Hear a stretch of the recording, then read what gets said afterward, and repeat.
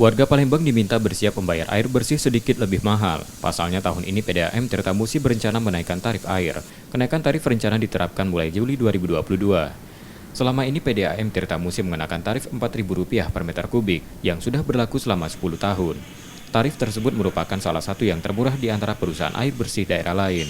Namun tarif tersebut dianggap tidak lagi sesuai dengan kondisi saat ini. Pertimbangannya akumulasi inflasi selama 10 tahun terakhir sudah mencapai 42,8%. Akibat ada kenaikan biaya perawatan dan operasional yang cukup jauh. Selain itu diperlukan perencanaan investasi karena kebutuhan air juga sudah lebih besar dari kemampuan produksi. PDAM Tirtamusi berencana menaikkan tarif sebesar 10% dari tarif saat ini. Tarif yang lama ini sudah berlaku sangat lama, dari 2011. Ya.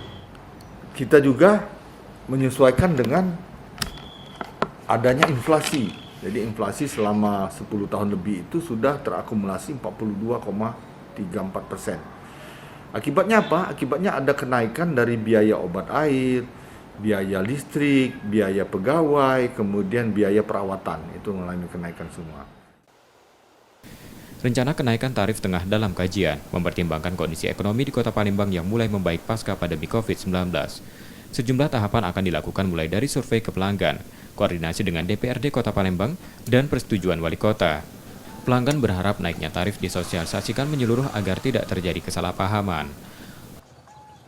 Sebenarnya kita memang ya setuju baik prinsip itu. Cuman kita tuh harus sosialisasi dulu, sedia itu penjelasan dulu kepada pelanggan, jangan ngejut-ngejut. Situasi macam ini rasanya belum cocok untuk kenaikan itu. Semestinya pemerintah ngimbangi juga, itu juga walaupun naik, jangan terlalu besar, sifatnya bertahap, jadi tidak terasa gitu. Ini jadi penghasilan kita, sembako sudah naik galau, sekarang ini malah heboh, ditambah pula kenaikan air ini. Harapan warga kenaikan tarif air bersih nantinya juga diikuti peningkatan kualitas dan layanan. Saat ini total 312.000 pelanggan PDAM Tirtamusi, paling banyak diantaranya golongan 2B atau rumah tangga.